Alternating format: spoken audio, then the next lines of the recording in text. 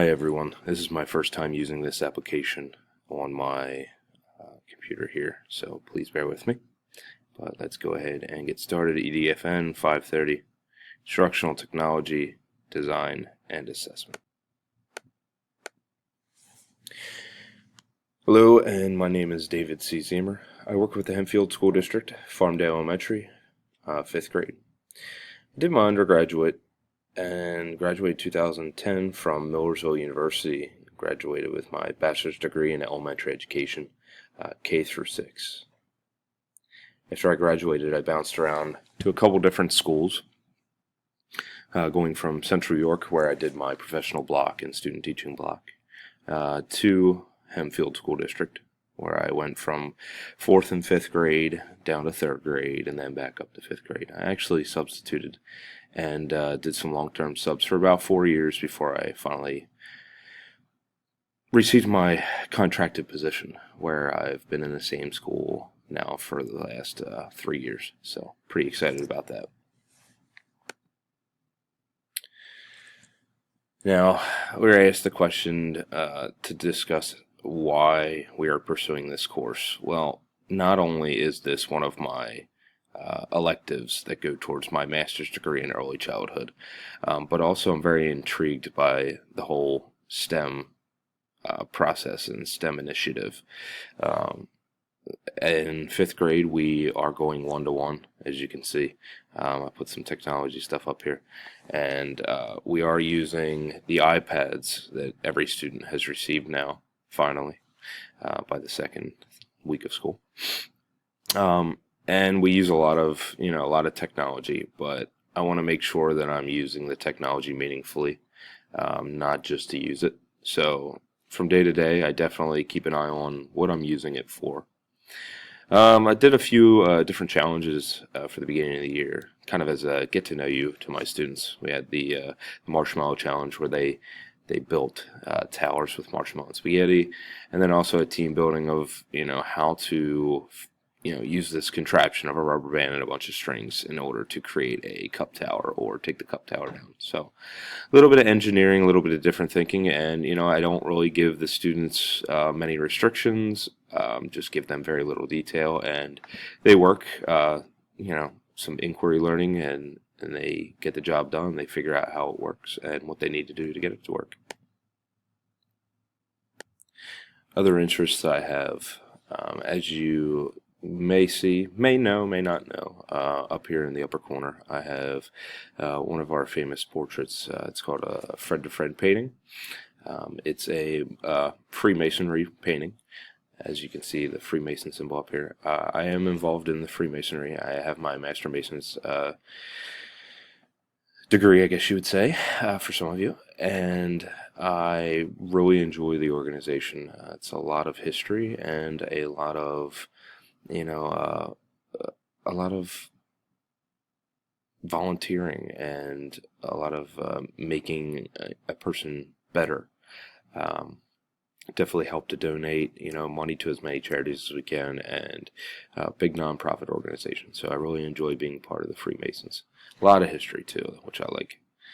As you might be wondering why there's a big pile of meat here, I just thought it was interesting to put down that I've worked at a butcher shop since I was 15, and this is now my 15th year. So just a trade that I really enjoy, that will always go on with me. Makes it easy to cook dinners. Love cooking dinner. And then, of course, the picture of the passports. My fiance and I have been doing a lot of traveling lately, and we hope to continue to travel before kids. So definitely, and of course after we're married. All right. So next, I'm going to talk about our book, The 7 Strategies of Assessment, versus the 6 parts of assessment that was listed on the handout that we received. So some similarities I found.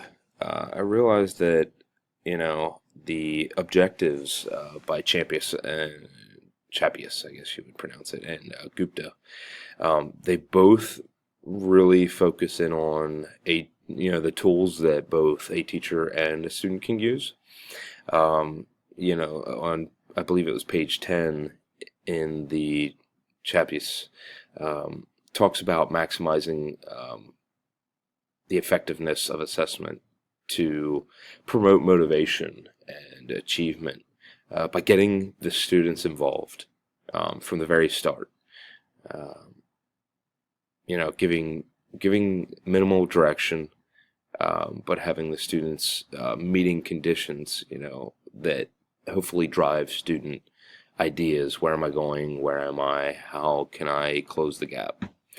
Gupta pretty much describes the same thing on the first few pages. It was a short article, but he describes how providing a task in which students are given the opportunity to learn through performance-based assessment, along with that self-correction piece.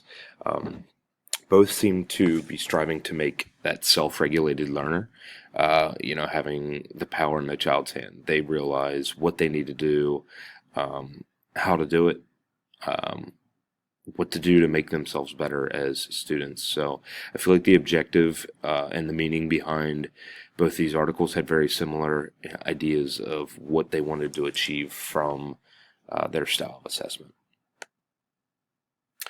Next would be the fundamental differences. I felt like the layout, I know the layouts are different. The 7 strategies are not really fixed in the way that they need to be presented. The 5-part method pretty much goes right in order. As you noticed in the strategies, the 7 strategies on page 14, it says that they build into one another. Strategies 4 and 7 are marked as a destination, like where you want to end up.